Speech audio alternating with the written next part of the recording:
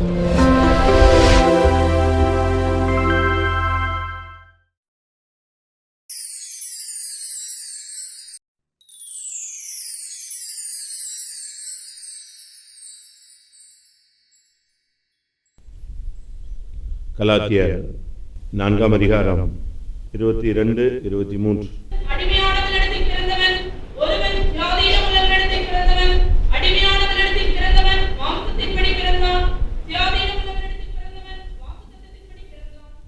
சபையில 2 கூட்டத்தாரும் உண்டு. ஒன்று வாக்குத்தத்தத்தின்படி சபையில் இருக்கிறவர்கள், இன்னொரு கூட்டத்தார் அடிமைகளாய் சபையில் இருப்பாங்க, பட் அடிமைகளாய் இருப்பார்கள். ஆபிரகாமுடைய வீட்டிலேயே ஒரு அடிமை இருந்தாள். அவளுக்கு ஒரு குழந்தை பிறந்தது, அதுவும் அடிமை என்றே அழைக்கப்பட்டது, இஸ்மவேல். நம்ம சபையில் இருக்கிறோம். நாம் பேசக்கூடாது. சபையில் இருந்தாலும் நாம் அடிமைகளாக நாம் மாறி போய் விடக்கூடாது. உலகத்தில் இருந்த காலங்கள் வேறு, ஆனால் சபைக்குள்ள வந்த பின்பு நாம் வாக்குத்தத்தத்தின்படி சுயாதீனம் உள்ளவர்களாய் நாம் இருக்கும்படியாகத்தான் தேவன் நம்மை இங்கே கொண்டு வந்திருக்கிறார். ஆபிரகாம் விசுவாசத்தின் தகப்பன், தேவனுடைய சிநேகிதன், திரள் ஜனங்களுக்கு தகப்பன், பிதாவாய் மாற்றப்பட்டவர். அவனுக்கு பிறந்த ஒரு பிள்ளை அடிமையாகவே இருந்தான். இன்னொரு பிள்ளை வாக்குத்தத்தை சுதந்திரிக்கக்கூடியவனாய் மாறி போனான். அடிமைத்தனத்தை குறித்து இன்னைக்கு ஆவியானவர் நம்மோடு பேச விரும்புகிறார். அடிமைத்தனம் என்பது ஒரு சாபம். அதை நீங்க நன்றாக புரிந்து கொள்ள வேண்டும். அடிமை அப்படிங்கிறது இன்னைக்கு உலகத்துல ரொம்ப இடத்துல இன்னைக்கும் கூட கொத்தடிமைகளாக தமிழ்நாட்டில் ரொம்ப பேர் இருக்கிறாங்க. தமிழ்நாட்டில் உள்ளவங்க மற்ற பிரதேசங்களில கொத்தடிமைகளா இருக்கிறாங்க. வேற நாடுகள்ல இன்னைக்கும் அடிமைத்தனம் அப்படிங்கிற ஒரு இதே இருக்கு. அடிமை வியாபாரம்னு ஒரு பிசினஸே வச்சிருந்தாங்க. அடிமை வியாபாரம். ஆடு மாடு விற்கிற மாதிரி யாரை விற்பாங்க? அடிமைகளை விற்பாங்க. இன்னைக்கு இருக்கு அந்த வியாபாரம் நடந்துட்டு தான் இருக்கு, ஆட்களை விற்கிறது. அப்ப நாம் ஆபிரகாமின் பிள்ளைகளாக இருந்தும் இன்னைக்கு சபையில நம்ம இருந்தோம், நமக்குள்ள அடிமைத்தனம் இருக்கா அப்படிங்கறத நம்ம சிந்திக்க வேண்டிய ஒரு நேரம் வந்து விட்டாரு. ஆனா அதே நேரத்துல அடிமைத்தனம்ங்கிறது சாபங்கிறத நீங்க புரிஞ்சு கொள்ளுங்க. ஃபர்ஸ்ட் அடிமை அப்படிங்கிற வார்த்தையே நோவாவுடைய பிள்ளைகளுக்கு வந்த ஒரு சாபத்தில் தான் இந்த வார்த்தை வருகிறது. நோவா, அவன் நோவா என்று சொன்னால் இளைப்பாறுதல் என்ற அர்த்தம், ஓய்வு என்ற அர்த்தம். அப்ப நோவாவுடைய பிள்ளைகள், நோவா, அவன் மனைவி, 3 மகன்கள், 3 மருமகள், 8 பேர் பேழையிலே தப்புவிக்கப்பட்டவர்கள், இல்லாவிட்டால் நியாய தீர்ப்பிலிருந்து தப்பிக்கொண்டவர்கள், ஒரு பெரிய அழிவில் இருந்து மீட்கப்பட்டவர்கள். ஆனா அழிவிலிருந்து மீட்கப்பட்டு அந்த பேழையிலிருந்து வெளியே வந்த பின்பு அதுல ஒருவன் சபிக்கப்பட்டவனாய் மாறி போய்விட்டான். அவன்தான் அடிமையாக மாறுகிறான். அதான் நான் சொன்னேன், அடிமைத்தனம் சாபம் சொன்னேன். ஆதியாகமம் 9:25. 9:25 ஃபர்ஸ்ட் அந்த அடிமைத்தனத்தை குறித்து சொல்லும் பொழுது வேதம் எப்படி சொல்லுது? கானான் சபிக்கப்பட்டவன். அவன் எப்படி இருப்பான்? தன் சகோதரத்தில் அடிமைகளுக்கு அடிமையா இருப்பான். அப்போ சாபம், அடிமைத்தனங்கிறது என்னது? அடிமைத்தனங்கிறது என்னது? ஒரு சாபம். நாம எதுலையாவது அடிமைத்தனத்தில் இருந்தோம்னு சொன்னா அது ஒரு சாபம், அது காசு. அதை நீங்க புரிஞ்சுக்கணும். இஸ்மவேல் ஒரு அடிமை, ஆனா அவன் அதை புரிஞ்சுக்கல. அவன் என்ன பெரிய ஆள் மாதிரி நினைச்சுக்கிட்டு நடந்துகிட்டு கடைசியில வாக்குத்தத்தம் எல்லாம் ஒண்ணுமே இல்லாம சுத்தமா நன்கொடையை வாங்கிட்டு போயிட்டான். நீங்க சபையில நீங்க ஒரு அடிமைகளா இருக்கக்கூடாது, பரலோகத்தை சுதந்திரிக்கக்கூடியவர்களாய் மாறணும். சபையில நீங்க இருந்தும் ஒரு அடிமைகளாக நீங்க வாழ்ந்தீங்கன்னா உலக பிரகாரமா வீடு, வாசல், காரு, எல்லா சொத்து சுகம் எல்லாம் கிடைக்கும். ஆனா என்ன கிடைக்காது? இதெல்லாம் நன்கொடை, கிஃப்ட். அதோட முடிஞ்சு போயிடுச்சு. வாக்குத்தத்த தேசம் அவனுக்கு என்ன செய்யல, கிடைக்கவில்லை. அப்படிதான் பைபிள் சொல்லு. உலக பிரகாரமான நன்மைகளை வாங்கிக்கிட்டு நம்ம சபையில இருந்துட்டு என்ன பிரயோஜனம்? இம்மைக்காக ஒருவன் கிறிஸ்துவை பின்பற்றுவானால் அவன் பரிதபிக்கப்படத்தக்கவன் வேதம் சொல்லுகிறது. அதனால இங்கே சொல்லி இருக்கு, அடிமைத்தனங்கிறது ஒரு சாபம். எப்படி வந்தது? நமக்குள்ள சில காரியங்களை நமக்கு அடிமைகளா மாறிடுறோம், நம்ம அறிஞ்சோ அறியாமலோ. அடிக்ட்,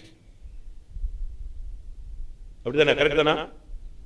சில போதையில இணைஞ்சிடறாங்க, அடிமைகளா மாறுறாங்க. நான் இனிமே குடிக்க மாட்டேன், இனிமே வைக்க மாட்டேன், தொட மாட்டேன், இப்படிலாம் சொல்லுவான். குடியாரம் பேச்சு விடிந்தால் போச்சு, முடிஞ்சது.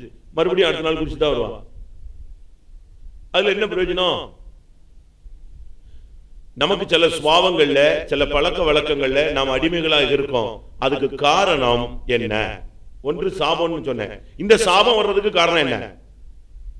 தகப்பனுடைய நிர்வாணத்தை இவன் பார்த்தான். பார்த்தது மாத்திரமல்ல, வெளியே சொன்னான்.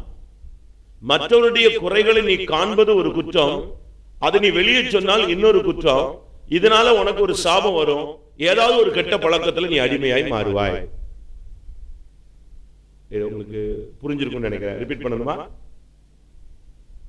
ஒருவன் மற்றவனுடைய குறையை காண்பது குற்றம், அதை வெளியரங்கமா வெளியே வந்து சொல்றது இன்னொரு குற்றம். இது நிமித்தம் உனக்கு ஒரு சாபம் வருது. அந்த சாபத்தினால உனக்கு என்ன நடக்குதுன்னு சொன்னா, ஒண்ணு அறியாமலே ஏதோ ஒரு கெட்ட பழக்க வழக்கத்துல நீ என்ன செய்யற, அடிமையாய் மாறுகிறாய். இதுதான் சத்தியம். அதனால அடிமைத்தனம் வந்து ஒரு சாபம். அது வந்ததுக்கு காரணம் மற்றவனுடைய குறைகளை நீ பார்த்தது. எதிர்பாராம பிசாசு முன்னால கொண்டு வந்து போடுவான், நீ கண்ணை மூடிட்டு ஓடி போயிடும். இவன் கண்டது யாருடைய குற்றம், யாருடைய குறை? தகப்பனுடைய நிர்வாணத்தை கண்டான், அதை போய் எல்லாம் சொல்லிட்டான். அப்படி பார்த்தேன், இப்படி பார்த்தேன், அதை பார்த்தேன், இதை பார்த்தேன், இதை பார்த்தேன். அவன் எந்திரிச்சான், நோவா எழுமனு இப்படியா சொல்லி கேவலப்படுத்திட்டான். கானான் சபிக்கப்பட்டவன், கானான் சபிக்கப்பட்டவன், அடிமைகளுக்கு அடிமைகளா இருப்பான். அவ்வளவு முடிஞ்சு போச்சு. ஃபர்ஸ்ட் அடிமைத்தனம் உள்ள பூந்தது சாபத்தினால. அதுக்கு காரணம் குற்றங்களை கண்டதும் கண்டதை வெளியே சொன்னதும். எத்தனை பேருடைய குற்றத்தை நீங்க கண்டிருப்பீங்க? நல்லா புரிஞ்சுக்கோங்க. பிசாசு கொண்டு வந்து சில முக்கியமானவருடைய குற்றங்கள் எல்லாம் உங்களுக்கு முன்னால நினைச்சுவான், காட்டுவான். இயேசுவை உலகத்தின் அந்த தேவாலயத்தின் உப்பரிகளை கொண்டு போயிட்டு உலகத்தின் சகல எல்லாத்தையும் காட்டிட்டு வந்து அங்க நிப்பாட்டினானா, எல்லாத்தையும் காட்டுவான். நீங்க ஜெயித்தவர்களா இருக்கணும், நீங்க அடிமைகளை போல அப்படியே போயிடக்கூடாது. இப்ப என்ன நடந்துச்சு? இப்ப இவன் யார மாறிட்டான்? ஒரு பெரிய சந்ததியை எப்படி மாறிடுச்சு? அடிமைத்தனத்துக்குள் போனது. அல்ல, அடிமைத்தனம் ஒரு சாபம். அது வந்ததுக்கு காரணம் மற்றவருடைய குறைகளை கண்டதும் கேட்டதும். அப்படி உங்களுக்கு யாராவது ஒன்று சொல்லிட்டாங்களா? அப்படியே மனசுல வச்சு தோத்திரம் பண்ணி விட்டு, யார்ட்டையும் சாகுற வரைக்கும் நினைச்சக்கூடாது. நீ சாகுற வரைக்கும் நான் ஒன்றை மட்டும் தான் சொல்றேன், வேற யாரையும் சொல்லாத, இப்படின்னு சொல்லக்கூடாது. நாம் கிறிஸ்துவின் ரகசியங்களில் உக்கிரானக்காரன். நீ ரகசியங்களை பாதுகாக்க வேண்டியவன், வெளியே சொல்லக்கூடாது. எதை பத்தி உன்னுடைய காதுல ஒருத்தன் போட்டு கொடுத்தாலும் அப்படிதான், அவ்வளவுதான். அன்பு திரளான பாவங்களை மூடும். என்னதான் நீ கப்பல் கட்டினாலும் கீழ் பூசல் எல்லாம் முடிஞ்சு போச்சு, ஆட்டம் க்ளோஸ். கப்பல் மேல போவாது, தண்ணிக்குள்ளதான் நிற்கும், மூழ்கிதான் நிற்கும். நீ ஒரு காரியத்தை யாராவது சொன்னாங்க, நீ பார்த்துட்ட, பேசாம போ. அதான் ஒரு பாஸ்டர் சொன்னார். ஒருத்தர் சொன்னா, பாஸ்டர் நம்ம விசுவாசிய காலங்காத்தால பார்த்தேன் தம் அடிச்சுட்டு போறான். உடனே இவரு மாட்டிக்கிட்டான்ட்டு இவர் உடனே போன் பண்ணி, நீ உடனே வா, நீ என்ன தம் அடிச்சுட்டு சுத்தினியாம? நான் எங்க தம் அடிச்சேன்? நான் அந்த பழக்கம் எனக்கு விசுவாசத்துக்கு முன்னால வர்றதையும் கிடையாது, இப்பவும் கிடையாது. இல்லையே, நல்ல விசுவாசி உன்னை பார்த்திருக்கான். நீ காலையில் அவனுக்கு ஒன்னும் ஓடல. இல்ல பாஸ்டர்ங்கிறான். இவன் சொல்றான் இல்ல அவனை பார்த்தது. கடைசியில பார்த்தா பனியில அவன் வாயை திறந்து கொட்டா விட்டுட்டு போயிருக்கான். அது புகையா வந்திருக்கு. அதை இவன் தூரத்துல இருந்து பார்த்துட்டு தம் அடிச்சுட்டான்டான். எப்படி இவன் கண்ணு எப்படி இருக்கு? மற்றவங்களுடைய குறைகளை நீ தேடிட்டு கண்டுபிடிச்சிட்டு அப்படியே பூத கண்ணு அடி வச்சுட்டு தேடிட்டு அலையக்கூடாது. உன் கண்ணில் இருக்கிற உத்தரத்தை பாரு, மற்றவங்க கண்ணில் இருக்கிற துரும்பைய நீ பார்த்து கலையிற. இவன் வந்து தன்னுடைய தகப்பனுடைய நிர்வாணத்தை பார்த்து தன் சகோதரர்கிட்ட வந்து சொல்லி அவங்க போய் பேரண்ட்ஸ் சொல்லி கடைசியில் என்ன ஆகிப்போச்சு, அவன் எந்திரிச்ச உடனே சபிச்சுட்டான், நீ ஒரு அடிமை போடான்னு சொல்லி. அவ்வளோ அதோட அவனுடைய லைஃப் ஃபியூச்சர் அவன் சந்ததி முழுசும் அப்படியே அடிமைத்தனத்தில் போச்சு. ஆபிரகாமுடைய வீட்டில் நீ இருந்து நீ ஒரு அடிமையா? நீ இன்னும் குறைகளை பேசுறவனும் குறைகளை காண்கிறவனும் குறைகளை சொல்லிக் கொண்டிருக்கணுமா இருக்கிறாயா? ஆதியாகமம் 44:33. இளைவனுக்கு பதிலாக ஜாமீன் நின்னா நீ அடிமையாயிருவ. நான் உங்களுக்கு அன்னைக்கு ஞாயிற்றுக்கிழமை சொன்னேன் 2 வாரத்துக்கு முன்னால. நாம வந்து ஜாமீன் நீக்கினா ஒன்னு நீ படுக்கை கூட தூக்கிட்டு போவான், அதுக்கெல்லாம் நீ சம்மதிச்சா ஜாமீன் நிக்கலாம். அப்படி இருக்கு இல்லையா? நீ அந்நியனுக்காக கையடித்து பிணையெடுத்து குடித்தாயானால் நீ படுத்திருக்கிற படுக்கை முதலா என்ன செய்ய வேண்டியிருக்கும்? கொடுக்க வேண்டியிருக்கும். கொடுக்கணும்னா கொடுத்துரு, அப்படின்னா நீ ஜாமீன்ல நிக்கலாம். வாசிங்க நீதிமொழி 28:26 வந்துருவான். ஜாமீன் நின்னா பேங்க்காரன் வந்து நீ படுத்திருக்கிற படுக்கை வரைக்கும் நிஞ்சிருவான், எடுத்துட்டு தூக்கிட்டு போயிட்டே இருப்பான். நீ அடிமையை தான் போடணும். அவன் சொல்றான், எங்க அண்ணனை என் தம்பியை விட்டுருங்க, என்னைய பிடிச்சுக்கோங்க, நான் இளையவனுக்காக நான் யாரா மாறிடுறேன், அடிமையாய் மாற. யோசுவா 9:8 அவங்க வந்து சொல்றாங்க, வந்த உடனே ஃபர்ஸ்ட் ஸ்டேட்மெண்டே என்ன சொல்றாங்க? கிபியோனியர் யோசுவாவிடத்துல வந்த உடனே சொன்ன வார்த்தை என்னது? நாங்கள் உமக்கு அடிமைகள்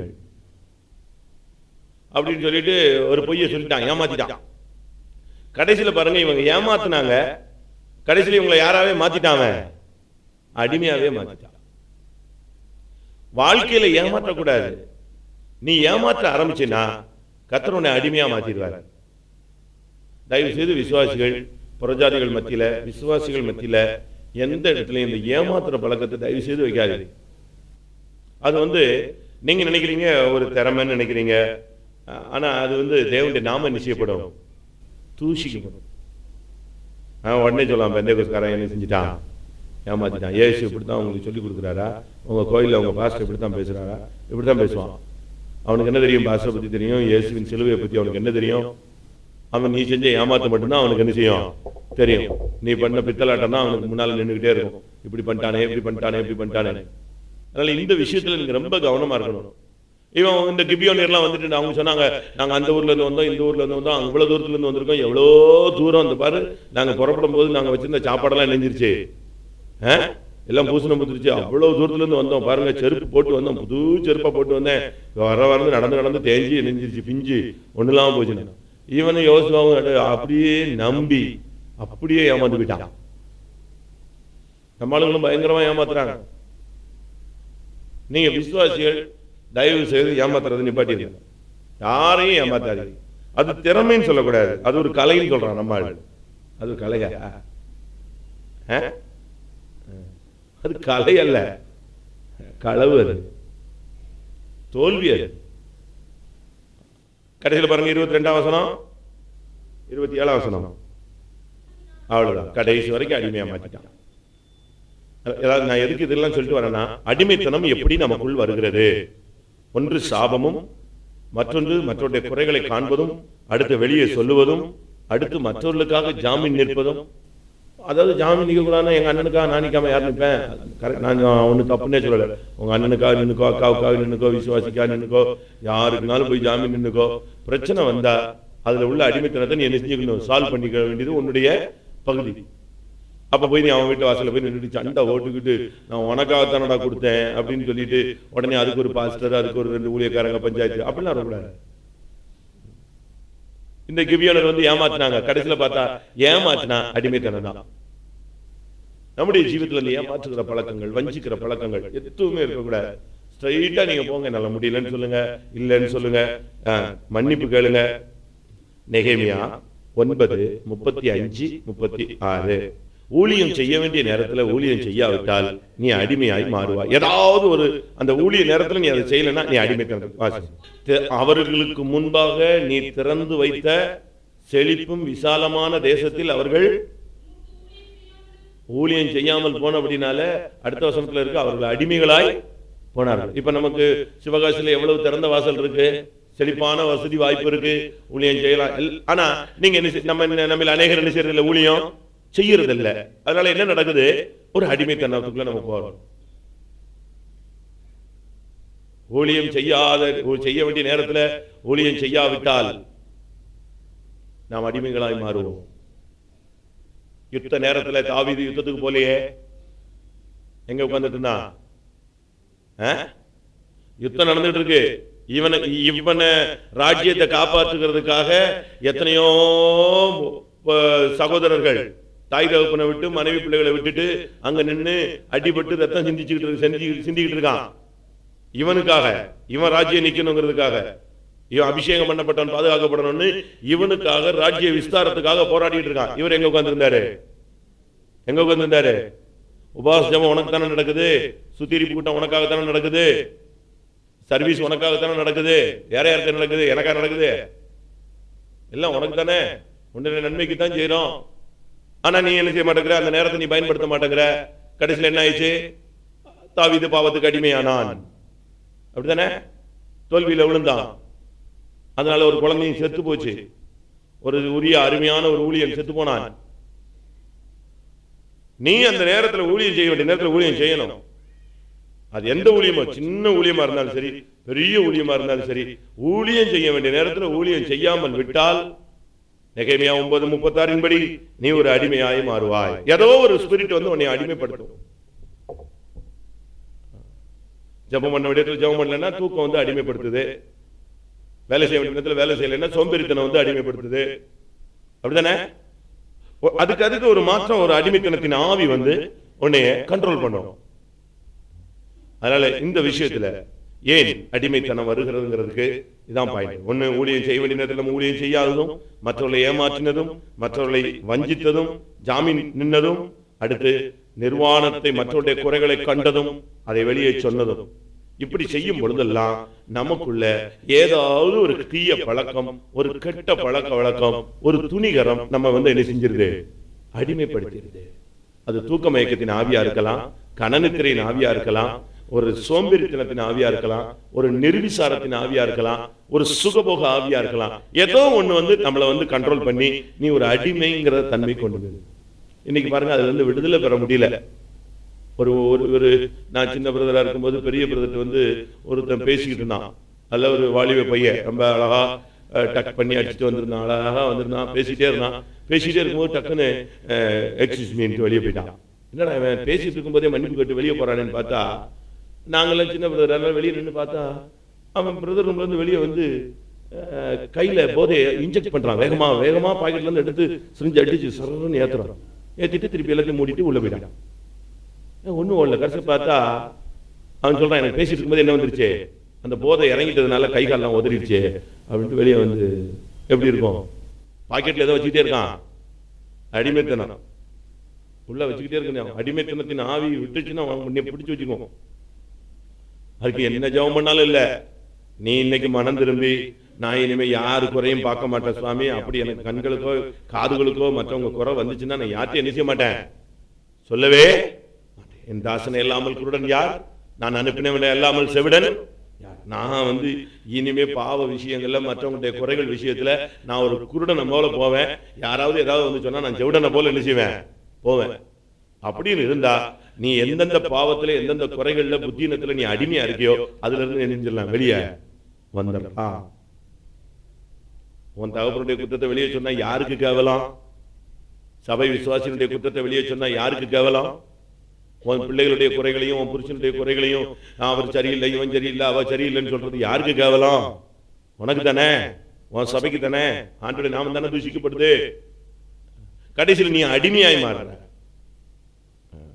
பெந்தேகோஸ்ல வந்துட்டு நீங்க வந்து ஊழியம் செய்ய வேண்டிய நேரத்தில் ஊழியம் செய்யணும். வாலிப பையனாலும் சரி, வாலிப பிள்ளைகள்னாலும் சரி, முதியோர்களாலும் சரி, உங்களுக்குன்னு தேவன் ஒரு ஊழியம் கொடுத்திருப்பார்.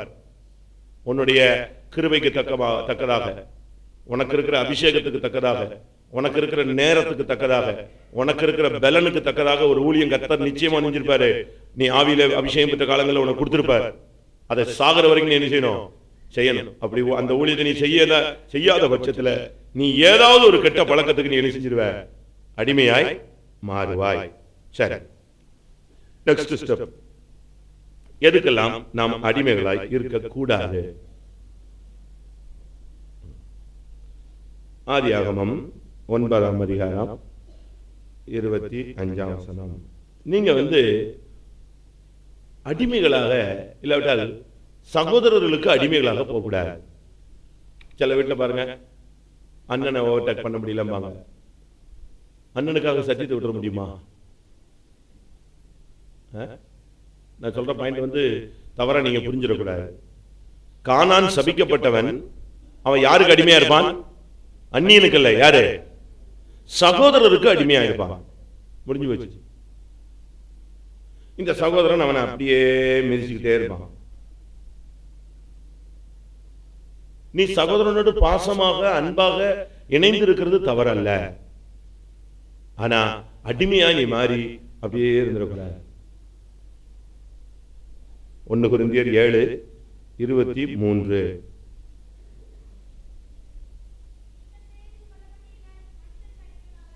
நீங்கள் கிரயத்துக்கு கொள்ளப்பட்டீர்கள், மனுஷர்களுக்கு அடிமைகள் ஆகாது இருங்கள். மனுஷருக்கு நீங்க அடிமையா இருந்துடக்கூடாது. மனுஷர்களுக்கு நீங்க அடிமையா இருக்கக்கூடாது. நீங்க சுயாதீனர்கள். அது என்ன எப்படி விளக்கி சொல்றது? மனுஷனுக்கு அடிமையா இருக்கும் பொழுது உங்களுக்கு ஒண்ணுமே பண்ண முடியாது. நீங்க நினைச்ச நேரத்தில் தேவ சமூகத்துக்கு வர முடியாது. நினைச்ச நேரத்தில் கர்த்தருக்காக எதையும் செய்ய முடியாது, செய்ய முடியாது. ஆகாப் ஒரு ராஜா தன் மனைவியின் இடத்துல தன்னை என்ன செய்தானா? விற்று போட்டான். ஏங்க என்ன கோயில், என்ன கோயில், உட்காருங்க அப்படின்னா, இல்லை நான் கோயிலுக்கு எங்க போனேன், இங்கதானே இருக்கிறேன் அப்படிமா. இதான் யாரு? ஆகாப். ஆகாப் தன் மனைவியின் இடத்தில் தன்னை என்ன செய்துட்டான்? வித்துட்டான். அந்த அம்மா தான் ஆட்சி அங்க. நான் பல பேருக்கு இருந்தேன், நல்ல விசுவாசி. அவங்க பையெல்லாம் ஊழியத்தில் இருக்கான், பாஸ்டரா இருக்காங்க. அந்த ஐயா நல்ல மனுஷன். பெய்த்தம்ல 4 மணி ஜபம் இல்லாட்டா கூட பக்கத்துல அவரு எழுதிட்டு இருப்பாரு. 3லிருந்து அவருக்கு தெரிஞ்ச ராகத்துல பாட்டை பாடி ஆவி நிறைய ஜெபிச்சுட்டு இருப்பாரு. அவர் எப்பாவது என்கிட்ட ஏதாவது பேசிட்டு இருப்பாரு. அவங்க ஒய்ஃப் ஒண்ணு இருக்கு, அது ஒரு பயங்கர மோசமான விசுவாசி தான். கோயில்ல பயங்கரமா ஆவி நிறையும். அது அங்க இருந்துட்டு அவங்க எல்லாம் மரியாதை எல்லாம் அந்த ஊர்ல கேட்க முடியாது. அது அங்க இருந்து ஏயா இங்க வா அப்படிங்க. யார? புருஷனை. அங்கிட்டு இருந்து இந்த வர்றேன் அவ்வளவுதான், என்னைய விட்டு கிளம்பி போயிடுவாரு. மனுஷருக்கு நீங்க அடிமையா இருக்காதீங்க. நீங்க கிறிஸ்துவுக்கு மாத்திரம் தான் யாரா இருக்கணும்? அடிமைகளா இருக்கணும். நானும் சின்ன வயசுல ரொம்ப பயந்து போயிருந்தேன். ஊழியன்னா எங்க வீட்டுல அடிச்ச கொண்டு விடுவாங்க. 2 அண்ணனுக்கும் பயங்கரமா பயப்படுவார். ஒரு லிமிட் வரும்போது தான் ஆவியானவர் உணர்த்தினார், நீ இப்படி இருந்தேன்னா என் ஊழியத்தை நீ செய்ய முடியாது. அதுக்கான எதிர்க்கல, தேவ சமூகத்தில் வச்சேன். ஒரு டைம் கொடுத்தாரு, வெளியே கொண்டு வந்துட்டாரு. நீங்க அடிமைகளா போயிடாதீங்க. மனுஷர்களுக்கு அடிமைகள் ஆகாதிருங்கள். மனுஷருக்கு கீழ்ப்படிந்து சத்தியத்தை விட்டுறாதீங்க, சபையை விட்டுறாதீங்க, உபதேசத்தை விட்டுறாதீங்க. பாடுகள் உண்டு, அடி உண்டு, நெருக்கங்கள் உண்டு. ஆனா நீங்க சத்தியத்துக்காக நிக்கணும். அப்போஸ்தலர் நடவடிக்கைகள்ல பேதுரு ஒரு காலத்துல மனுஷனுக்கு பயந்து நடுங்கினாள். ஒரு பொம்பளை கேட்டா, ஒரு பெண் கேட்டா, நீயும் அவனோடு இருந்தாங்க. பெண்ணே என்ன இது, என்னத்தையே சொல்றாமா, நீ வேற ஆளை நல்லா பார்த்து சொல்லுமா. நான் இல்ல, அந்த ஆள் நான் இல்ல, நான் அவன் இல்லை, அப்படித்தானே? ஆனா அதே அப்போஸ்தலர் 2ஆம் அதிகாரத்துல அபிஷேகம் பெற்ற பின்பு பேதுருட்ட சொல்றாங்க, இயேசுவின் நாமத்தை உச்சரிக்க கூடாது. நான் சொன்னா, நான் தேவனுக்கு கீழ்படுறேன், உனக்கு கீழ்படுறேன், மனுஷனுக்கு கீழ்படுறேன். வேலையை பார்த்து போட்டான். அபிஷேகம் எப்படி அவனை மாத்தி இருந்துச்சுன்னு பாருங்க. வாசி அப்போஸ்தலர் நடவடிக்கைகள் 4:19. நியாயமா இருக்குமா? வேலையை பாரு, நான் தேவனுக்கு தான் கீழ்படி வேண்டாம். அதனால இந்த விஷயத்துல நீங்க ஊழிய விஷயங்கள்ல, கர்த்தருடைய காரியங்கள்ல, ஆவிக்குரிய காரியங்கள்ல நீங்க இந்த ஒரு விஷயத்துல மட்டும் ஸ்டபனா நிக்கணும். நீங்கள் மனுஷர்களுக்கு அடிமைகளாக மாறாதீங்க. அவனை பாருங்க, ஐயோ நோவா சபிச்சான். பெரிய சாபம் போல இல்ல, உன் சகோதரருக்கு அடிமையா இருப்பான். முடிஞ்சு போச்சுல, அதோட முடிஞ்சு போச்சு அவனுடைய வாழ்க்கை. கடைசி வரைக்கும் அவன் அடிமை அடிமை அடிமை அடிமை அடிமை. ஆதியாகமம் 47:25. நாங்கள் பார்வோனுக்கு அடிமைகள். இவங்களை போய் சரண்டர் ஆயிட்டாங்க. நாங்கள் யாரு? பார்வோனுக்கு அடிமைகள். பார்வோனுக்கு அடிமைங்கிறது பஞ்சத்தினால அவங்க அப்படி ஆயிட்டாங்க. பஞ்சம், கொடிய பஞ்சங்கிறதுனால அந்த ஒரு லிமிட்டுக்கு பிறகு அந்த ஜனங்களுக்கு ஒன்றும் பண்ண முடியாம யார்கிட்ட போய் விழுந்துட்டாங்க? பார்வோனுக்கு அடிமைகளாய். நம்முடைய ஜீவியத்துல சத்தியத்தை நம்ம விட்டு விலகும் பொழுது, சத்தியத்தை கேட்கக்கூடாத ஒரு காலம் வரும். வசனம் கேட்கக்கூடாத ஒரு பஞ்சகாலம் வரும். வசனம் கேட்கக்கூடாத ஒரு பஞ்சகாலம் வரும்போது என்ன சம்பவிக்கும்? நமக்கு தானாகவே நம்ம எங்க போயிருவோம்? பார்வோனுக்கு. வசனம் கேட்க கேட்கத்தாங்க இருதயம் மாறும், வாழ்க்கை மாறும், சுபாவம் மாறும். அதனாலதான் நாங்க நீங்க பைபிள் ஸ்டடிக்கு வாங்கன்னு சொல்றோம். பைபிள் ஸ்டடி வரும்பொழுது சத்தியத்தை அறிவீர்கள், சத்தியம் உங்களை விடுதலையாக்கும். காத்திருக்கூடத்தில் வாங்க, ஆவியானவர் எங்க உண்டு அங்கே விடுதலை உண்டு. சண்டே சீரிஸுக்கு வாங்க, சாபத்திலிருந்து விடுதலை. சபை கூடலை விட்டு விடுகிறவன் சபிக்கப்பட்டவன். அப்ப சபை கூடலை விடாம இருந்தா சாபத்திலிருந்து நினைச்சிடும், தப்பிடுறோம். ஆவிகளுடைய போராட்டத்திலிருந்து விடுதலை பெறதுக்கு காத்திருப்பு கிட்டும். சுபாவங்கள் விடுதலைக்கு எங்க வரணும்? சத்தியத்தை. இப்ப பாருங்க, இவங்க எல்லாம் பார்வோனுக்கு அடிமை மாட்டாங்க. பார்வோன் எப்படிப்பட்ட ஆளு? இருதய கடினம். இப்ப பாருங்க, நம்ம ஆளுங்களுக்கு அப்படி ரொம்ப ஹார்டா மாறிடுச்சு இருதயம். அந்த இலகின தன்மையே கிடையாது. சதையான இருதயமே இல்ல, நவமான இருதயமே இல்ல. இப்ப ஜனங்களுக்கு வந்து ஃபுல்லா அப்படியே பார்வோன் மாதிரி தான். அவங்க பார்வை, பேச்சு, அந்த இருதயத்துல கொஞ்சம் கூட ஈரம் இல்ல. இவங்கெல்லாம் யாரு? இவங்கெல்லாம் யாரு? பார்வோனுக்கு அடிமைகள். இருதய கடினம். இயேசு அவருடைய இருதய கடினத்தை கண்டு பயங்கர டென்ஷன் ஆயிட்டாரு. உயிர் தெழுந்த இயேசுக்கு கோவம் வந்துச்சு. மார்க் கடைசி வாசிங்க 16ஆம் அதிகாரம் 16-14 அந்த பாயிண்ட் மட்டும் வாசி. அவர்களுடைய இருதய கடினம். பார்வோன் இருதய கடினம். என்ன பிரசங்கம் கேட்டாலும் அவங்களுக்கு இருதயத்துல மாற்றமே இல்லை. எத்தனை சுத்திரி கூட்ட வந்தாலும் கொஞ்சமாவது கர்த்தருடைய சமூகத்துல உட்கார்ந்து அழுது, கர்த்தாவே நான் உண்மையாவே அடிமையா போயிட்டேன், கர்த்தாவே இந்த சுபாவங்கள்லாம் எனக்கு புதுசா உள்ள வந்துருச்சு, நான் இந்த வருஷத்துல இந்த அடிமைத்தனத்தினால, இந்த தோல்வினால எவ்வளவு ஆசீர்வாதத்தை நான் இழந்துட்டேன், நான் நல்லா தானே இருந்தேன், ஏன் இப்படி இருந்தது, சுபாவங்கள் இப்படி மொட்டத்தனமா மாறிடுச்சு, என்னை எப்படியாவது மாற்ற. கொஞ்சம் கூட ஒரு சேஞ்ச் இல்லை. எல்லாம் என்ன கூட்டனாலும் சோத்திரம் சோத்திரம், அவ்வளவுதான், அப்படியே உட்காந்துருப்பான், போயிட்டே இருப்பான். அவன் வந்து பார்வனுடைய கூட பிறந்த டீம்கள் எல்லாம் என்ன அடிச்சு எல்லாரும் ஆவினரமா அப்படியே உட்காந்துருப்பான். அவனுக்கு ஒன்னும் புரியாது. சிங்காசனத்துல பார்வோன் உட்கார்ந்து இருக்கிறானே, இருதயத்துல யாரு உட்கார்ந்துருக்கா? பார்வோன் வந்து உள்ள உட்கார்ந்துட்டான். இப்ப பார்வோனுக்கு அடிமைகள், அடுத்து சகோதரர் மனுஷர்களுக்கு அடிமைகள். நீதிமொழிகள் 22:7. அடுத்த அடிமைத்தனம் எங்க இருக்கு பாருங்க. கடன்காரர், கடன் கொடுத்தவனுக்கு கடன் வாங்கினவன் யாரு? அடிமை. இது ஒரு அடிமைத்தனம். 2 ராஜாக்கள் 4:1 பாருங்க. கடன் வாங்கினாலும் செத்துப்பிட்டான். இப்ப என்ன ஆச்சு? அடிமைப்படுத்த வந்துட்டான் கடன் கொடுத்தவன். இது 3வது அடிமைத்தனம். 1 மனுஷருக்கு அடிமை, 2வது பார்வோனுக்கு அடிமை, 3வது கடன் கொடுத்தவனுக்கு அடிமை. நானும் சொல்லிட்டேன், எவ்வளவோ பிரசங்கம் டீசென்ட். எனக்கு இதுக்கு மேல கடனை பத்தி பைபிள்ல வேற எங்கிட்டாவது என்ன இருக்கான்னு தெரியல. நான் நம்ம பைபிளை விட்டுட்டு இதுலயும் போயிட்டு ஆர்சி பைபிள் வரைக்கும் போயிட்டு வந்துட்டேன் உங்களுக்காக. சீராக்காகமம் 12ஆம் அதிகாரத்து வரைக்கும் போயிட்டு வந்தாச்சு. அங்க என்னெல்லாம் எழுதியிருக்கு, கடன் வாங்கும் போது எப்படி பேசுவான், கடன் கொடுக்கும் போது எப்படி பேசுவான், கடன் எப்படிலாம் கொடுக்க மாட்டான், என்னெல்லாம் பண்ணுவான், வாங்கும் போது டீ குடிப்பான், போகும்போது டீ கொடுக்க மாட்டான், எல்லாத்தையும் நான் சொல்லி பார்த்துட்டேன், எல்லா கதையும் சொல்லிட்டேன். ஆனாலும் நம்ம ஆளுங்க வெற்றிகரமா இதுல போய்கிட்டே இருக்காங்க. அது வாட்டுக்கு சும்மா இப்போ 100 ரூபாய் 200 ரூபாய் போய் 1000 ரூபாய் போய் அடுத்து என்னது லட்சம் போய் இப்ப எங்க போயிடுச்சு? க்ரோர்ஸ்ல போயிட்டு இருக்காங்க, ஃபுல் ஸ்விங்ல போயிட்டு இருக்காங்க எல்லாரும். ஏசு வரட்டும், இது வர்றது அது ஒரு சைடு. ஏசு அது வருவார், நிச்சயம் வருவார். அது வரைக்கும் ஆள வேண்டாமா? அது வரைக்கும் வாங்க வேண்டாமா? அவர் செத்து போயிட்டாரு, அவங்க மனைவியும் பிள்ளைகளையும் பிடிக்க வந்துட்டாங்க. அவ அங்கிருந்து ஒரே ஓட்டம் தீர்க்கதரிசிட்ட ஓடிட்டா. எப்படி இருக்கும் யோசிச்சு பாருங்க.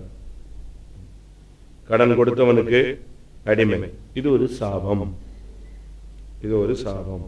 யோவான் 8:44. பாவத்துக்கு அடிமை இல்லையா? நான் 34 தானே சொன்னேன், அதுதான் சொன்னேன். 8:34 தானே சொன்னேன். சாரி, தப்பா சொல்லிட்டானா? சாரி. பாவம் செய்கிற எவனும் பாவத்துக்கு அடிமை. அது கரெக்டா அந்த டயத்துக்கு வந்துருங்க. அது கரெக்டா அந்த மூடு வரும், அந்த அறிவு வரும், அந்த புத்தி வரும், அந்த இழுப்பு சக்தி வரும், அவன் போயிட்டே இருப்பான். பாவம் செய்கிற எவனும் பாவத்துக்கு அடிமை. பாவத்துக்கு அடிமையா இருந்தா எப்படி இருக்கும்? பாவம் வந்துருச்சு. இந்த பாவம்ங்கிறது ஒரு பழக்க வழக்கங்கள். இச்சையானது கற்பம் தெரிவித்து பாவத்தை பிறப்பிக்கும். பாவம் பூர்ணமாகும் பொழுது மரணத்தை பிறப்பிக்கும். அது அப்படி லைட்டா ஸ்லோவா தான் உள்ள வரும். அதுக்கு பிறகு கண்ட்ரோல் பண்ண முடியாது. ஒன்னால கண்ட்ரோல் பண்ண முடியாது. மனுஷிகத்துல பாவத்தை கட்டுப்படுத்தக்கூடிய சக்தி இல்லை. பாவத்தை கட்டுப்படுத்தக்கூடிய சக்தி மனுஷிகத்துல கிடையாது. அதனாலதான் எதற்கு கீழ்ப்படுகிறீர்களோ அதற்கு அடிமைன்னு பவுல் பேசினார். எது உன்னை கீழ்ப்படுத்திருச்சோ அது தூக்கமா கூட இருக்கலாம். ரோமர் 6:14 வாசிங்க. எதற்கு கீழ்ப்படுகிறீர்களோ அதற்கு அடிமைகளாய் மாறும். எதற்கு கீழ்ப்படுகிறோமோ, எதற்கு கீழ்ப்படுகிறீர்களோ அதற்கு நீங்கள் என்னது? அடிமை. எதுக்கெல்லாம் கீழ்ப்படுகிறீங்க சொல்லுங்க? மனுஷனுக்கா? மாம்சீகத்துக்கா? சிகரெட்டுக்கா? சாராயத்துக்கா? கெட்ட சுபாவங்களுக்கா? ஒரு சிலருக்கு ஃப்ரெண்ட்ஸ், அந்த ஃப்ரெண்ட்ஸ் சர்க்கிள் அவனை கீழ்படுத்திடுது. ஒரு சிலருக்கு தூக்கம் இழுக்கும் பாருங்க,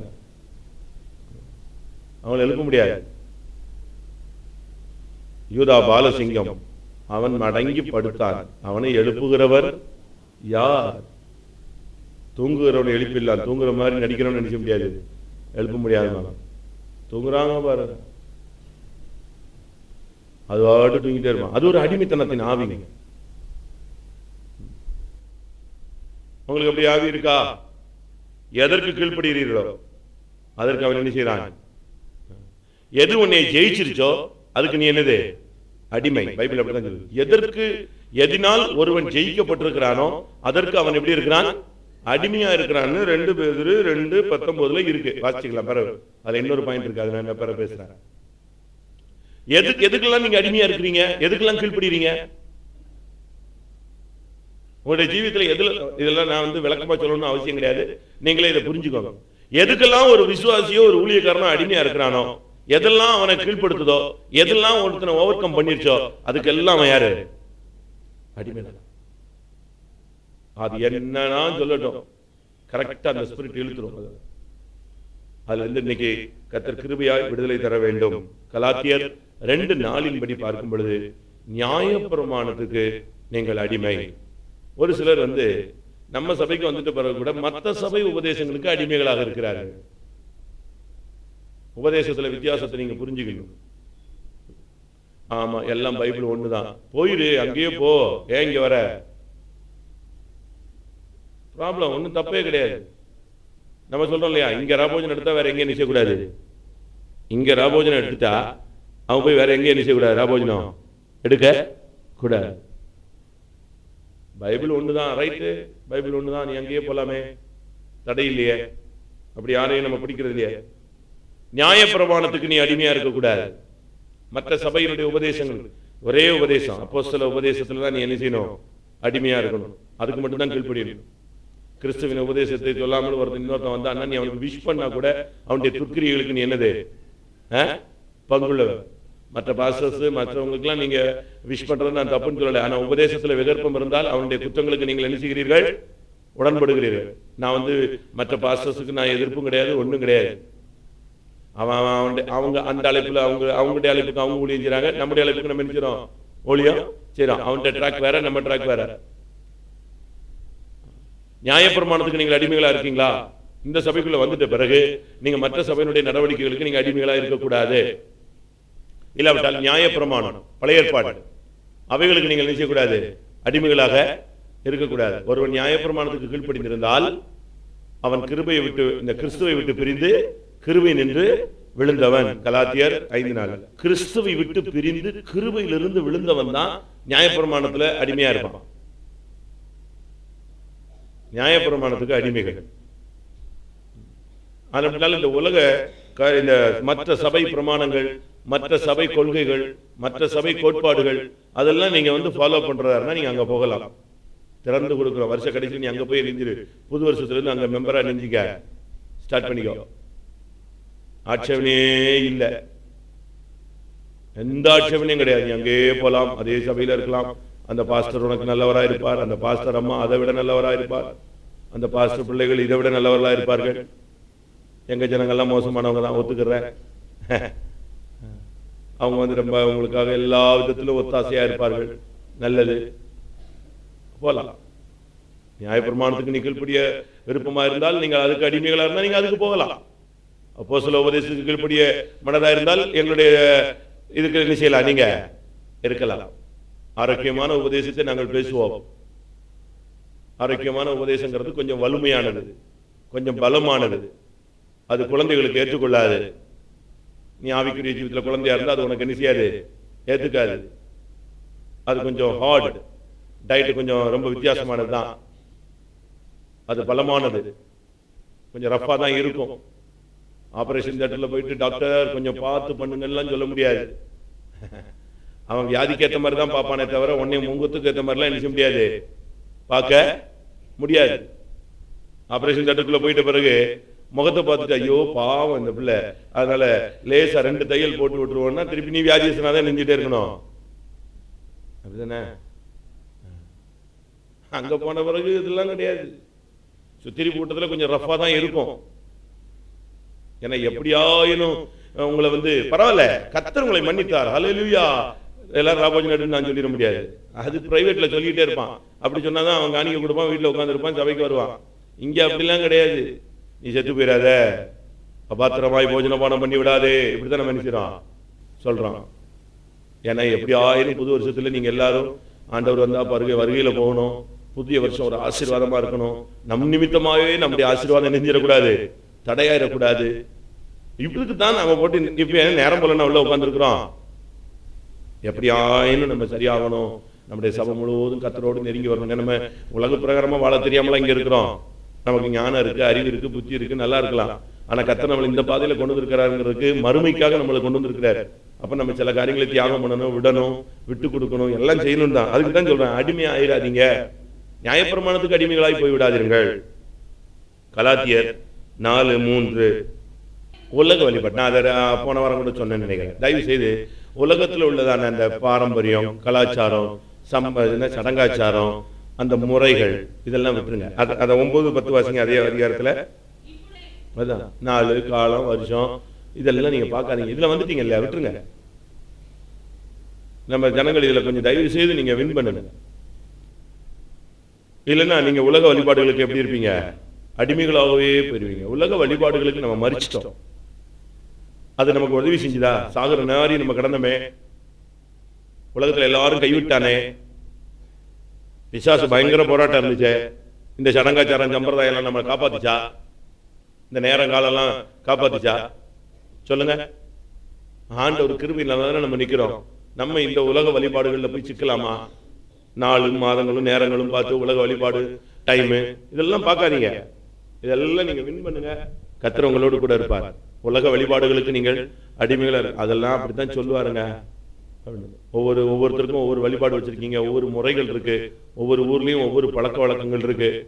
இதெல்லாம் நான் உண்மையா சொல்றேன், பச்சையா சொல்றேன். நான் இப்படி ஒரு காரியத்துல நான் தலையிட்டதுனால என்னுடைய கிருபை எவ்வளவு நஷ்டப்பட்டுச்சுன்னு எனக்கு தான் தெரியும். ஒரு மேரேஜ் விஷயத்துல அப்படி ஒரு நான் முட்டாள்தனம். என் அப்ப வயசும் இல்லை, இவ்வளவு ஆழமான சத்தியம். இன்னைக்கு நான் பேசுற சத்தியம் எனக்கு என்ன செய்யாது. இன்னைக்கு என்ன ஞானசானத்தை குறித்து பேசுனா 1 மணி நேரம் பேசுவேன். ஆனா அன்னைக்கு ஏன் ஞானசானம் எடுத்தேன்னு எனக்கு தெரியவே தெரியாது. பரலவும் போகணும், ரைட் எடுத்துருவோம், அவ்வளவுதான், முடிஞ்சு போச்சு. ஆனா இன்னைக்கு நான் அதே ஞானசானத்தை குறித்து எப்படி இல்லாம வித்தியாசமா நான் பேசுறேன். வித்தியாசம்னா சத்தியத்தை ஆழமா பேசுறோம். அதே போல உலக வழிபாடுன்னு சொல்றதுல ஒரு விஷயத்துல நான் தலையிட்டு அதனால என் கிருபை நஷ்டப்படுத்துனது எனக்கு தான் தெரியும். அடுத்து அப்படியே ஒரு சான்ஸ் வந்துச்சு. நான் வேனை விட்டு இறங்கி நடு ரோட்ல வேனை நிப்பாட்டி இறங்கி போயிட்டேன். எப்ப இந்த தொல்லையே வேண்டாண்டா, நமக்கு இந்த வேண்டவே வேண்டாம். எல்லாரும் சொன்னாங்க, கொஞ்சம் வேன் டிரைவர் சொன்ன வண்டி நிப்பாட்டுவான். நான் நடந்தே போயிடுறேன், நான் அந்த இடத்துக்கே நிற்க மாட்டேன், வரவே மாட்டேன். உலக வழிபாடுகள் உங்களுக்கு தெரியாது. ஒருவேளை அந்த நேரத்தில் உங்களை மதிப்பு மரியாதை காணதுக்கும் அமைதியா வெளியே வந்த மாதிரி இருக்கும். ஆனா உங்க கிருபை அடிபட்டு போயிடும். உங்களுக்கு தேவன் கொடுத்த கிருபை சுத்தமா நாசமா போயிடும், ஒண்ணு இல்லாம போயிடும். அதனாலதான் உலக வழிபாட்டுல தலையிடாதீங்க தலையிடாதீங்க தலையிடாதீங்க தலையிடாதீங்கன்னு திரும்ப திரும்ப சொல்றோம். கேட்பாங்க சாவுக்கு போலாமா, போ, அவ்வளவுதான். ஆனா அங்க எதுல எழுந்திராத, கலந்துறாரு. கல்யாணத்துக்கு போலாமா, போ, எந்த சடங்காச்சாரத்திலையும் எழுந்திராத, கலந்துக்காத. நீ உனக்கு மனுஷன் வேணும், ரைட், நீ போ, ஒன்னும் பிரச்சனை இல்லை, நீ போறதுல இல்ல, அங்க சாப்பிடறதுல நான் ஒன்னும் சொல்லல. ஆனா நீ அங்க போய் எந்த விதமான உலக வழிபாட்டிலையும் எழுந்திடக்கூடாது, எந்த உலக வழிபாட்டிலையும் நீ கலந்துடக்கூடாது. அப்படி நீ கலந்துக்கிட்டீங்கன்னா தானாவே உனக்கு ஒன்னும் பிசாசெல்லாம் பிடிக்காது. ஆனா தானா உன்னை விட்டு எது போயிடும், கிருபை தாளந்துகள் ஒன்னும் வேலை செய்யாது, அப்படியே ஒதுங்கிடும். ஆண்டவர் அதுக்கு பிறகு உடைய அந்த பாத்திரத்துல இதெல்லாம் வைக்க முடியாது. அதனால நீங்க நண்பர்களுக்காக, தாய்க்காக, தகப்பனுக்காக கூட, நசரேய விரதம் இருக்கிறவன் தன் தகப்பன் தாய்க்காக கூட, சகோதரன் சகோதரிக்காக கூட என்ன செய்யக்கூடாது, தன்னை தீட்டுப்படுத்தக்கூடாது. வாசி என்னாகும் 6ஆம் அதிகாரத்துல, தன் தகப்பனுக்காக கூட அவன் தீட்டுப்படக்கூடாது, தன் தகப்பன் செத்து விட்டா கூட அவன் தீட்டுப்படக்கூடாது. 6, 7. அவளா அவளா இருக்கு, அவன் ஆகாது. அவன் தலையில நசரேய ஆமா சொன்னாரு, இப்படி எல்லாரையும் விட்டுட்டு தனியா நிக்கணுமா அப்படிமா, ஆமா வேறுபாட்டின் அப்ப நீ வராம இருந்தாலே நல்லது, வேண்டாம்னா சொல்லு, நான் போயிடுறேன், நான் வந்திருக்கிறேன், நீ வராம இருந்தா நல்லதுன்னா ரைட், ஓகே, போயிட்டே இருக்கலாம். அப்ப நீ பங்கெடுக்கவே மாட்டியா, இந்த காசு நீ என்னத்தையாவது பண்ணு, நீ அரிசி வாங்கு, இல்ல ட்ரெஸ் எடு, ஏதோ சாப்பிடு, என்னத்தையாவது பண்ணு, ஆளை விடு, போயிட்டு வரேன்னு போயிட்டே இருக்கணும். நீங்க அப்படி இல்லாம போய் அங்க உட்காந்துக்கிறது. அங்க இருந்துட்டு பாவம், இன்னைக்கு ஒரு சிஸ்டர் கேட்டாங்க, எங்க ஒரு டெத்துக்கு போனேன், வேற வழியே இல்லை, அங்க வரிசையா எனக்கு ட்ரெஸ்ஸா போட்டாங்க, அந்த முறைப்படி அந்த ட்ரெஸ் எல்லாம் நான் உடுத்தலாமா?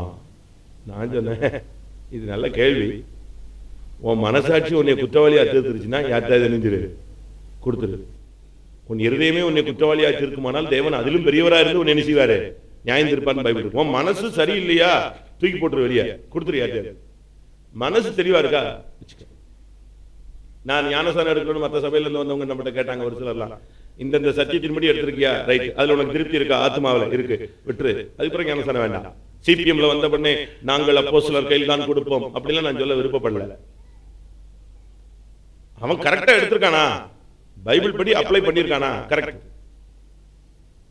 பிதா குமாரன் பரிசுத்தாவி நாமத்துல எடுத்திருக்கணும், முழுகி ஞானஸ்தானம் எடுத்திருக்கணும், அந்நிய பாஷை அடையாளத்தோட அபிஷேகம் பெற்ற ஒரு ஊழியன் கையில நெஞ்சிருக்கணும், எடுத்துக்கணும். எடுத்த பிறகு இவனுக்கு ஆத்மாவில் ஒரு திருப்தி இருந்துச்சுன்னா ஓகே, முடிஞ்சது. அவன் எந்த பாசா இருந்தாலும் சரி, அதை பத்தி கவலை கிடையாது. அபிஷேகம் ஆவியாளர் அவன் நெஞ்சிருக்காரு, அபிஷேகம் இல்ல இல்ல நீ வா, எல்லா சபையில இருந்து வந்தவளா வா, நானும் முக்குறேன்னு சொல்லிட்டு, அப்ப முக்குனா சபை பாகுபாடு தான் நம்ம செய்யறோமே தவிர வசனத்தை நம்ம என்ன செய்ய மாட்டேங்கிறோம், வசனத்தை நம்ம நிறைவேற்றல, சபையை ஸ்டார்ட் பண்றோம். அப்ப வேண்டாம், இல்ல என்னுடைய அதுக்கு பிறகு என்னுடைய ஜீவித்துல மாற்றம் இல்லை, விடுதலையும் இல்லை, தெய்வீகம் இல்லை, என்னுடைய அப்படின்னா ரைட் கொடுக்கலாம். அதாவது ஒண்ணு இல்ல, நான் எதுக்கு எடுத்தானு தெரியல, அவங்க எதுக்கு கொடுத்தானு தெரியல, அவங்க யாரு கொடுத்தானு தெரியல, எதையோ எடுத்து அப்படி உங்களுக்கு தெளிவில் தான் செய்யணும். மற்றபடி வசனத்தை நம்ம என்ன செய்யக்கூடாது, பெண்டிகாஸ்ட்ங்கிறதுக்காக வசனத்தை என்ன செய்யக்கூடாது, வசனம் தானே ஜீவனே, அதை நம்ம மாற்ற முடியாது. உலக வழிபாடுகள் ஏதாவது அடிமையா இருக்கீங்களா, தயவு செய்து அவைகளுக்கு ஒரு முடிவு கட்டுங்க. வேண்டாம், ஒவ்வொரு காஸ்டுக்கும், ஒவ்வொரு குடும்பத்துக்கும், ஒவ்வொரு ஊருக்கும், ஒவ்வொரு தனிப்பட்ட குடும்பத்துக்கும் ஒவ்வொரு சுபாவங்களும் ஒவ்வொரு பழக்க வழக்கங்களும் இருக்கும். அதெல்லாம் நீங்க மாத்தணும். இதுக்குள்ள வந்துட்டீங்களா, விட்டுங்க. கடைசியாக 2 பேர் 2:19 பார்க்கும் பொழுது, கேட்டுக்கு அடிமைகள் வாசிங்க. தாங்களே கேட்டுக்கு அடிமைகளாய் இருந்தும், இவங்க போய் இவங்களே பாவத்துக்கு அடிமையா இருந்துட்டு ஏசு பாவத்திலிருந்து விடுதலை ஆக்குகிறார். என்ன ஊழியம், ஒருத்தனும் வரமாட்டான். நீ யாரு, நீயே கேட்டுக்கு அடிமையா இருக்கிற, ஆனா நீ போய் என்ன சொல்ற, ஆஸ்பத்திரியில போய் அப்படியே எடுத்துக்கிட்டு ஏசு உன்னை குணமாக்குகிறார் அப்படின்னா, எடை முதல்ல உன்னைய குணமாக்கிட்டு வராம அப்படித்தானே சொல்லுவாங்க. உண்மைதானே? வைத்தியனே வைத்தியனே உன்னை நீ குணமாக்கு, முதல்ல நீ கேட்டுல இருந்து வெளியே வா, நீ தோல்வியிலிருந்து வெளியே வா, பாவத்திலிருந்து வெளியே வா, அக்கிரமத்திலிருந்து வெளியே வா, தவறான தொடர்பில் இருந்து வெளியே வா, அருவருப்புகள் இருந்து வெளியே வா, கர்த்தருக்கு பிரியமில்லாத தன்மையில இருந்து வெளியே வா, பண ஆசையில இருந்து வெளியே வா, கடன்ல இருந்து வெளியே வா, மனுஷருக்கு அடிமைகளா இருக்கிறது வெளியே வாங்க, நியாயப்பிரமாணத்தின் அடிமையில இருந்து வெளியே வாங்க. நீங்க இதுல இருந்து வெளியே வராம கேட்டுக்கு அடிமைகளா இருந்தும் அவர்கள் சுயாதீனத்தை என்ன செய்கிறார்கள்? வாக்கு பண்ணுகிறார்கள். ஏசு சுகமாக்குறார், ஏசு விடுதலையாக்குகிறார். நீ ஏசு என்னை குணமாக்கினார், என்னைய பாவத்திலிருந்து என்னை விடுதலையாக்கினார். நான் இப்படி ஒரு குடிகாரனா இருந்தேன், நான் என்னை குடிகார தன்மையில இருந்து கர்த்தர் விடுதலையாக்கினார். நீ குடிகாரன் சொன்னீங்கன்னா அவன் அப்படி நடுங்குவான். அதனால கேட்டுக்கு நீங்கள் அடிமைகளா இருக்கீங்களா? ஏதாவது கேடு இருக்கா? எல்லாரும் கண்களை மூடுவோம். இன்றைக்கு அடிமைத்தனத்தின் ஆவியை கர்த்தர் நம்மளிருந்து மாற்றணும். நீங்களோ அடிமைத்தனத்தின் ஆவியை பெறாமல் என்ன ஆவியை பெற்றிருக்கிறீர்கள்? புத்திர சுவிகாரத்தின் ஆவி. ரோமர் 8:15 சொல்லி இருக்கு, நீங்கள் அடிமைத்தனத்தின் ஆவியை பெறாமல் புத்திர சுவிகாரத்தின் ஆவியை பெற்றிருக்கிறீர்கள். யாத்திராகமம் 6:5 பார்க்கும் பொழுது, அடிமைப்பட்டிருந்த ஜனங்கள் என்னை நோக்கி கூப்பிடும் பொழுது நான் அவர்களை விடுதலையாக்குவேன் என்று ஆண்டவர் சொல்லியிருக்கிறார். ரோமர் 6:22 படி நீங்கள் தேவனுக்கு அடிமைகளாய் மாறினால் பரிசுத்தமாகுதல் உங்களுக்கு கிடைக்கும் பலன், முடிவோ நித்திய ஜீவன். மாம்சத்துக்கும் உலகத்துக்கும் பாவத்துக்கும் கேட்டுக்கும் மனுஷர்களுக்கும் கடனுக்காரர்களுக்கும் எல்லாவற்றாலும் உலகத்தில் உள்ள கேடுகளுக்கும் எதுக்கும் நீங்க உலக வழிபாடுகளுக்கும் அடிமைகளா இருக்கிற எல்லாரும் இன்றைக்கு அதிலிருந்து வெளியே வர முடியாத தேவனை நோக்கி கூப்பிடுங்கள். பிரியமானவர்களே, அடிமைத்தனம் ஒரு சாபம். எல்லாரும் கண்களை மூடலாமா? இன்றைக்கு நீங்க தேவனுக்கு அடிமையா மாறுங்க. உங்க மேல இருக்கிற அபிஷேகம் அடிமைத்தனத்தின் ஆவி அல்ல, அது புத்திர சுவிகாரத்தின் ஆவி. ரோமர் 8:15 அது அடிமைத்தனத்தின் ஆவி அல்ல, உங்கள் மேல் இருப்பது புத்திர சுவிகாரத்தின் ஆவி. ரோமர் 6:22 படி நீங்கள் தேவனுக்கு அடிமைகளாய் மாறினால் பரிசுத்தமாகுதல் உங்களுக்கு கிடைக்கும் பலன், முடிவோ நித்திய ஜீவன். எல்லாரும் கண்களை மூடுவோம். கொஞ்ச நேரம் நம்முடைய ஜீவியத்தில் ஊழியத்தில் நாம் இருந்தாலும், ஆபிரகாமின் வீட்டில் இருந்தாலும் அவன் அடிமையாகவே இருந்தான். சபைக்குள்ள நாம் இருந்தாலும் இன்னும் சில அடிமைத்தனங்கள்ல நாம் சிக்கி இருக்கலாம். அது பாவமா இருக்கலாம், கோபமா இருக்கலாம், பாவ சிந்தைகளாக இருக்கலாம், சில இச்சைகளாக இருக்கலாம், சில கெட்ட பழக்க வழக்கங்களாக இருக்கலாம், கன நித்திரையாக இருக்கலாம், போஜன பிரியர்களாக இருக்கலாம், சுகபோகமாக இருக்கலாம், ஏதோ ஒரு உலக வழிபாடாக இருக்கலாம், சம்பிரதாயத்தில் அடிமைகளாக இருக்கலாம், மற்றவருடைய நிர்வாணங்களை காணக்கூடியவர்களாகவும் குற்றங்களை வெளியே சொல்லக்கூடியவர்களாகவும் நாம் காணப்படலாம். நண்பனுக்காகவோ உறவினனுக்காகவோ நீங்கள் ஜாமீன் நின்று அடிமைகளாக மாறி போயிருக்கலாம். மற்றவர்களை ஒருவேளை ஏமாற்றி இருக்கலாம். அதன் மூலமா உங்களுக்குள்ள ஒரு அடிமைத்தனம் வந்திருக்கும். ஊழியம் செய்ய வேண்டிய நேரத்தில் ஊழியம் செய்யாமல் விட்டது உனக்கு ஒரு அடிமைத்தனத்தை உனக்குள்ளே கொண்டு வந்திருக்கலாம். ஒரு விசை தேவனுடைய சன்னிதானத்தில் நம்மை தாழ்த்துவோம். இருதய கடினம் ஒரு அடிமைத்தனத்தின் ஆவி. இருதயம் நொறுங்குண்டவர்களுக்கு தேவன் சமீபமாயிருக்கிறார். உனக்குள்ள இருக்கிற அபிஷேகம் அடிமைத்தனத்தின் ஆவி அல்ல, அது விடுதலையின் ஆவி. எல்லாரும் கண்களை மூடலாமா? உங்களுக்கு இப்போ வேத வசனத்தை கேட்கும் பொழுது இருதயத்தில் நீங்கள் குத்தப்பட்டிருக்கலாமே. ஆவியானவர் உனக்குள் இருந்தால் உன்னை உணர்த்தி இருப்பார். மகனே, மகளே, நீ இந்தந்த காரியங்களுக்கு அடிமையாக இருக்கிறாய். சாராயத்துக்கோ, மதுபானத்துக்கோ, கெட்ட தொடர்புகளுக்கோ, பீடிகளுக்கோ, சினிமாக்கோ, எந்தெந்த காரியங்களுக்கு நீங்கள் அடிமைகள் என்பதை ஆவியானவர் உணர்த்தி இருப்பாரே. தாழ்த்துங்களேன், தாழ்த்துங்கள். ஹல்லேலூயா. ஆண்டவரே, இந்த வருஷத்தின் கடைசியில இந்த அடிமைத்தனம் என்கிற சாபத்திலிருந்து என்னை விடுவியும் ஆண்டவரே. வாயத்தரங்க கர்த்தரை நோக்கி கூப்பிடுங்கள். கர்த்தாவே, நான் மனுஷனுக்கு அடிமையாய் போய்விட்டேனே கர்த்தாவே, என்னை நான் விற்று போட்டேனே கர்த்தாவே. ஐயா, நான் ஒரு அடிமை போலோ மாறிவிட்டேன். ஆமென். எனக்கு ஒரு விடுதலையின் அபிஷேகம் இருந்தும் நான் இன்னும் பாவங்களுக்கும் பிரமாணங்களுக்கும் உலகத்துக்கும் இன்னும் பல காரியங்களுக்கு நான் கேடுகளுக்கு நான் அடிமையாய் போய்விட்டேனே கர்த்தாவே, என்னை மன்னியும் ஆண்டவரே. என்னை இந்த இக்கட்டிலிருந்து விடுதலை ஆக்கும் ஆண்டவரே. ஆமென், ஆமென், ஆமென். ஹல்லேலூயா, ஹல்லேலூயா. இயேசுப்பா, சபைக்குள்ள காணப்படுகிற அடிமைத்தனங்கள் மாறட்டுமே. ஒவ்வொருவருக்குள்ளும் தனிப்பட்ட விதத்தில் காணப்படுகிற அடிமைத்தனத்தின் தன்மைகள் மாறட்டும் கர்த்தாவே. பாவத்துக்கோ, மனுஷருக்கோ, இருதய கடினத்துக்கோ, கடன்காரர்களுக்கோ, உலக வழிபாடுகளுக்கோ, கேடுகளுக்கோ நானோ என்னுடைய ஜனங்களோ அடிமைகளாய் போய்விடக் கூடாது. வேலையிலிருந்து வெளியே வந்தோம், கானான் சபிக்கப்பட்டவனாய் போய்விட்டானே, அடிமையாய் போய்விட்டானே. ஞானசானம் பெற்று அபிஷேகம் பெற்று நாங்கள் அடிமைகளாய் வாழக்கூடாது.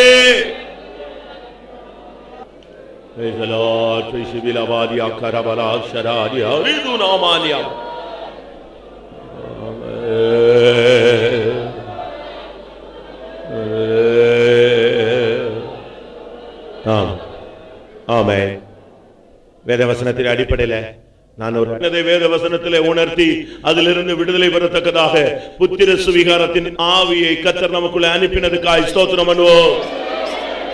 Praise the Lord, praise the Lord, praise the Lord, praise the Lord, praise the Lord, praise the Lord. Hallelujah.